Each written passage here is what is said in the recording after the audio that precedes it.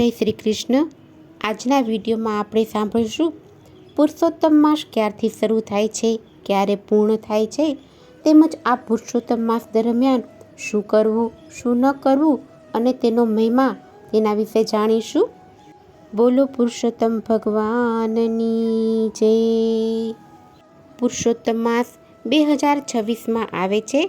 17 મે 2026થી લઈ 15 જૂન 2026 સુધી પુરુષોત્તમ માસ, અધિક માસ કે મલ માસ રહેવાનો છે। આ માસ વધારાનો હતો, આથી ભગવાન શ્રી કૃષ્ણએ પોતાનું નામ એટલે કે પુરુષોત્તમ નામ આપી દીધું। પુરુષોત્તમ ભગવાન એટલે શ્રી કૃષ્ણનો જ એક અવતાર, એમનું જ એક નામ છે। અને આ માસમાં ભક્તો સ્નાન, દાન, જપ, તપ કરી અને પુણ્યનું ભાથું બાંધે છે।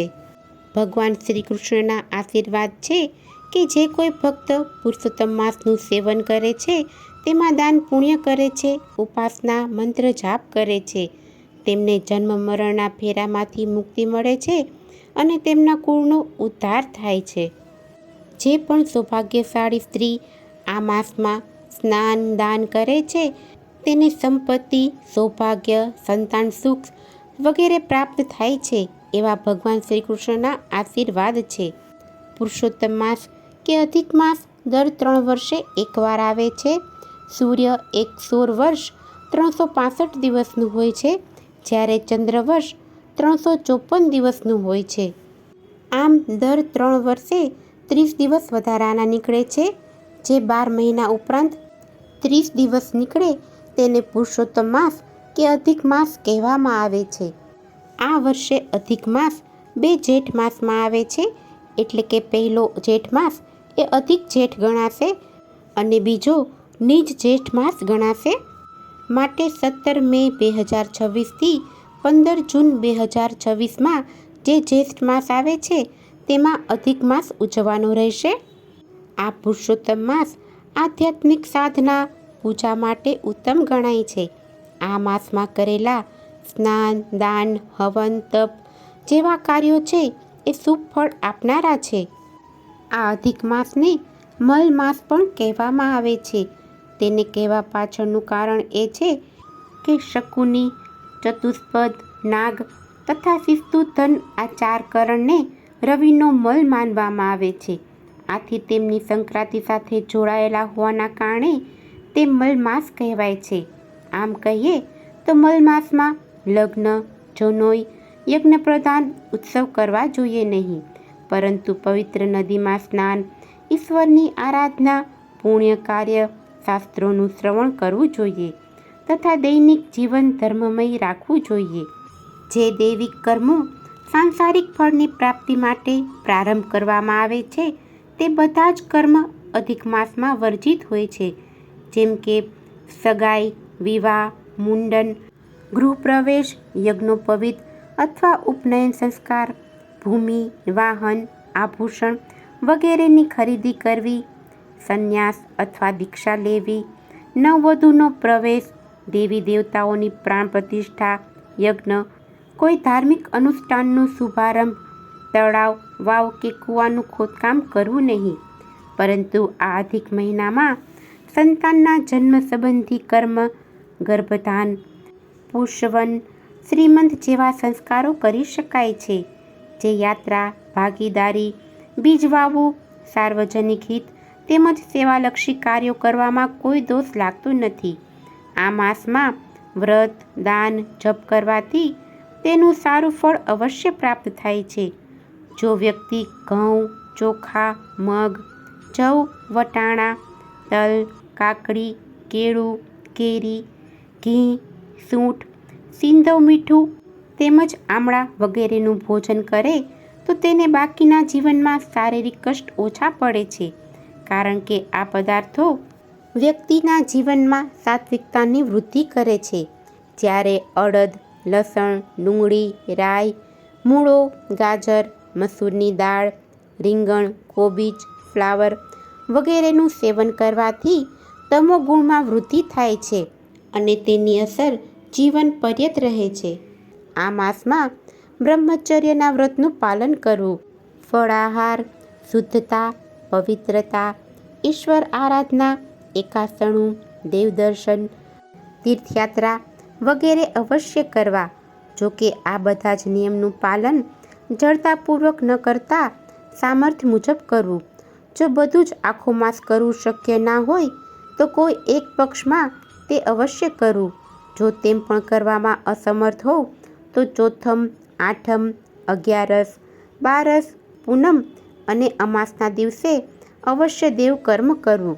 અધિક માસની કથા તથા મહાત્મ્યનો પાઠ કરવાથી પણ પુણ્યનો સંચય થાય છે.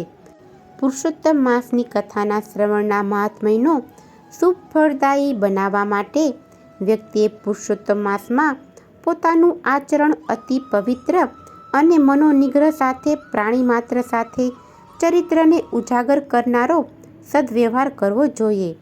આજ માસની સુદ તથા વદ પક્ષની એકાદશી ક્રમશઃ પદ્મિની તથા પરમાં એકાદશી કહેવાય છે, જે ઇષ્ટ ફળદાયી, વૈભવ તથા કીર્તિમાં વૃદ્ધિ કરે છે અને મનોઈચ્છા પૂર્ણ કરનારી, ઉપવાસી નરનારને ચિંતામુક્ત જીવન પ્રદાન કરનારી છે.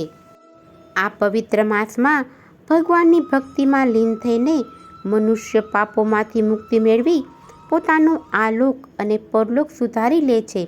પુરુષોત્તમ માસના મહત્વને જોતા વિષ્ણુ સહસ્ત્ર નામ પાઠ અને ગણપતિ અથર્વશીર્ષ મનુષ્યને પુણ્ય તરફ લઈ જાય છે. સ્વર્ગમાં બધા જ સુખો મળી શકે છે, પરંતુ ભગવાનની કથા મળતી નથી. ભગવાન ખુદ મળી જશે, પરંતુ તેમની કથા સાંભળવા નહીં મળે. ભાગવત કથા તથા પુરુષોત્તમ માસનો સંયોગ પણ ખૂબ જ દુર્લભ છે. અધિક માસ એટલે કે પુરુષોત્તમ માસ ભગવાન વિષ્ણુએ માનવીના પુણ્ય તથા કલ્યાણ અર્થે જ બનાવ્યો છે. પુરાણોમાં પણ ઉલ્લેખ છે કે જ્યારે હિરણ્યકશિપુને વરદાન મળે છે કે તે વર્ષના 12 મહિના ક્યારેય ન મરે. આ વરદાન પ્રાપ્ત હોવાથી તેનો સંહાર કરવા માટે થઈ ભગવાન વિષ્ણુએ મલમાસની રચના કરી. ત્યારબાદ ભગવાને નરસિંહ અવતાર લઈ આ રાક્ષસનો વધ કર્યો અને પ્રહલાદને ઉગાર્યો. આ સંસારમાં મનુષ્ય માયામાંથી મુક્તિ મેળવવા માટે જીવનભર આમ તેમ ભટક્યા કરે છે, પરંતુ તેને મુક્તિ મળતી નથી. જે ક્ષણે તે શ્રીમદ ભાગવત તથા ભગવાન શ્રી કૃષ્ણ પ્રત્યે તેના મનમાં ભાવ જાગે છે, તે જ ક્ષણે તેને મુક્તિ મળી જાય છે. મલમાસમાં ભગવાન વિષ્ણુના નામનો જપ કરવો લાભકારક અને હિતકારક છે. આ જાપથી જ પાપોમાંથી મુક્તિ મળે છે. આ માસમાં વિષ્ણુ પુરાણ જ્ઞાન યજ્ઞનું આયોજન કરીને સતચિત્ત તથા આનંદની પ્રાપ્તિ કરી શકાય છે. પુરુષોત્તમ માસમાં આપવામાં આવતા દાન ધર્મનું પણ આગવું મહત્વ છે. આ માસમાં તિથિ અનુસાર દાન કરવાથી અનેક ગણા ફળ અને પુણ્યની પ્રાપ્તિ થાય છે. અધિક માસ ભગવાનને પ્રિય હોવાના કારણે તેમણે પોતાનું નામ પુરુષોત્તમ આપ્યું. તેને કારણે તેને પુરુષોત્તમ માસ કહેવામાં આવે છે. આ માસ ભગવાન પુરુષોત્તમનો હોવાથી તે દેવોને પણ અતિ પ્રિય છે. આથી જ આ માસમાં દાન, પુણ્ય, વ્રત, જપ, કથા, સ્નાન, પૂજન, અર્ચન, પ્રાર્થના ઘણું જ મહત્વ ધરાવે છે. આ પવિત્ર માસમાં શુભ ફળ પ્રાપ્ત કરવા માટે દાન, પુણ્ય અને ધાર્મિક કાર્યો કરવા જોઈએ. આ માસમાં પિતૃદેવનું સ્મરણ, પીપળાનું પૂજન, તુલસી માતાનું પૂજન કરવું જોઈએ. તેમજ સવાર સાંજ દીપ દાન કરવું. તેમજ આ માસમાં ગોરમાની પણ પૂજા અર્ચના કરવામાં આવે છે. આ માસમાં શંખનાદ અને કપૂરની આરતી કરવી પણ ઉત્તમ ફળદાયી માનવામાં આવે છે. તેનાથી સર્વ મનોકામના પૂર્ણ થાય છે અને અનંત ગણું પુણ્ય પ્રાપ્ત થાય છે. આ માસમાં નિત્ય ભગવાન સૂર્યનારાયણ દેવને અર્ઘ્ય આપવો. ભગવાન સૂર્યનારાયણ કે જેને સાક્ષાત ભગવાન નારાયણનું રૂપ માનવામાં આવે છે. આ માસમાં ભગવાન નારાયણની, ભગવાન શ્રી કૃષ્ણની પૂજા ઉપાસના કરવાથી વ્યક્તિના કુળનો ઉદ્ધાર થાય છે અને પરિવાર સહિત ગૌલોક ધામની પ્રાપ્તિ થાય છે. બોલો પુરુષોત્તમ ભગવાનની જય. જો તમને આજની આ કથા પસંદ આવી હોય તો એક લાઈક આપી ચેનલને સબસ્ક્રાઈબ કરો. આજની આ કથા સાંભળવા બદલ આપનો ખૂબ ખૂબ આભાર.